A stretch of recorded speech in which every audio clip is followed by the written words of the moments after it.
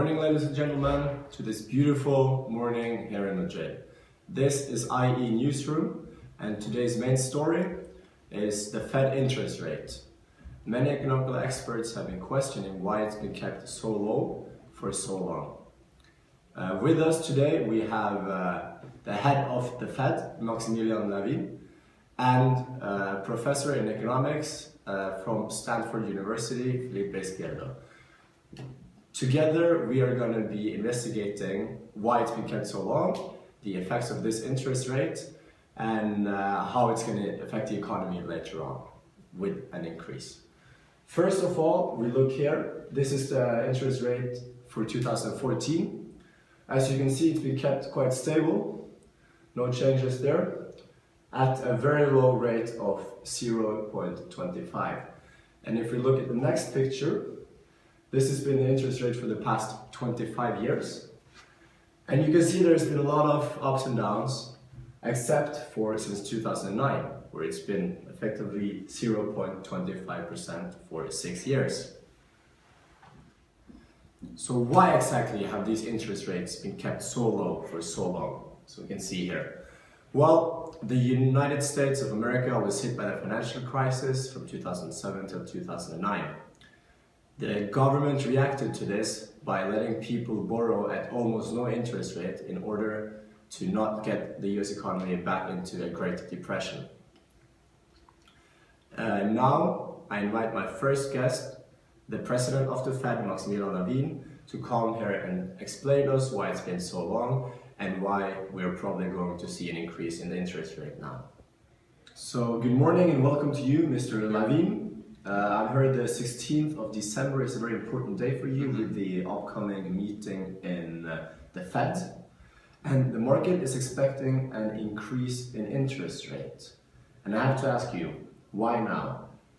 Well, that's a very good question. Actually, we've been thinking about this topic forever. Like, that's our job to keep discussing an interest rate rise.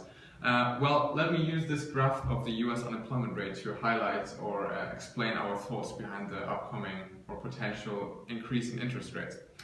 As you can see, the American unemployment rate has been very volatile over history. However, we've had the biggest private sector hiring spur on record.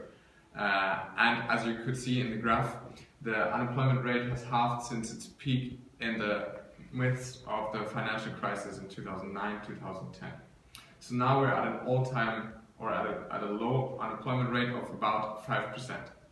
Now we, as the Fed, believe that this is a clear sign that the inflation and wages and prices are going to increase in the near future.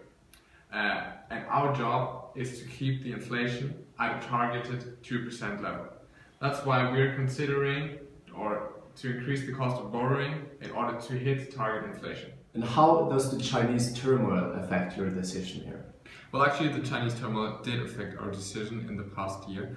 Now, it's very important to say that the Federal Reserve acts by evaluating the domestic economy. However, since emerging markets, and as China is such an important one, account for 39% of global GDP and 52% of its purchasing power parity, China is very important to the global overall economy.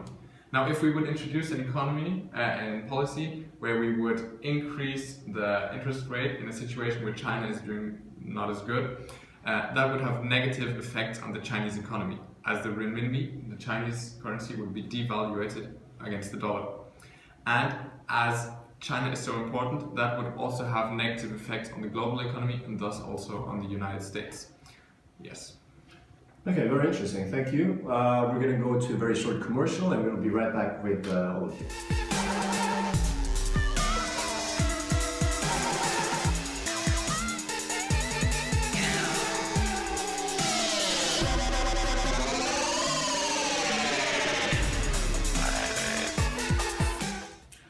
Right, so back at it again. I have to ask you, will the interest rate go back to pre-crisis levels? Well, if you look at the US economy, you can see that the US economy is growing gradually, step by step. And in that sense, it doesn't make sense to increase the interest rates straight away to pre-crisis levels of around 2%. We need to grow the interest rate step by step in line with the growth of the US economy in order to achieve sustainable growth. Well, I have to agree with you. That sounds like a smart and wise decision. And now we are going to the streets. We have already asked people how they interpret this interest rate increase. Well, thank you very much. Perfect. What is your opinion about the probable events of an increase in interest rate in the US? My opinion? Yes.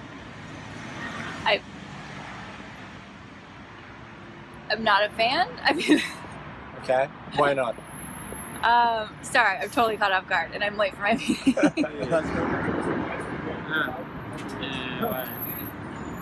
Pues que aquí tenemos problemas mucho más grandes. Digo eso, que es una putada como en Estados Unidos. Vale. ¿Vale? Welcome back, everyone. That was some delightful and interesting inputs from the streets here. And now we have invited with us Felipe Izquierdo from Stanford, and hopefully he can give us some further details about this topic. First of all, I would like to ask you, how does this interest rate increase affect the wider economy? So the way we can explain that is by using the ISLM curves. This is the loanable funds market. We have the interest rate on this axis and we have investments on this axis. So there's a negative relationship between interest rates and investment.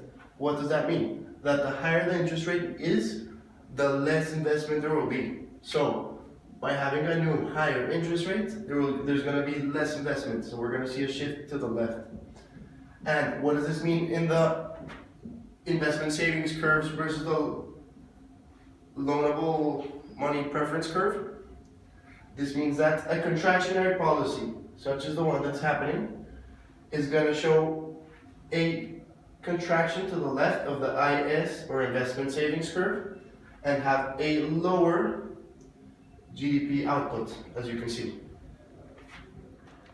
So according to these graphs, what does that mean for my personal finances? So it's going to be a very progressive change. The transition is going to happen over the next 4 years. People expect the rate to go down up from 0.25% to 3.5%, but very slowly. It's not going to affect us right away. But what this means is that the Fed is going to change the rate at which banks lend each other money. This translates for us in that mortgages are going to go up, car loans are going to go up, and investors are going to have a harder time recuperating their money because of the higher interest rate. Okay, great. So the last question to be answered then is, are the US consumers ready for an increasing rate? Well, the burden of household has been falling since the financial crisis, according to OECD, reaching 114% of disposable income. What this means is that consumers are better prepared for higher borrowing costs. Lastly, it's still a very low rate at 0.25. It might increase to 0.5, which is, in a historical setting, still very low. So yes, it seems like the economy and the people are ready for this change. Thank you for all the guests who was here. Thank you to our viewers. Thank you and goodbye. Stay classy, San Diego.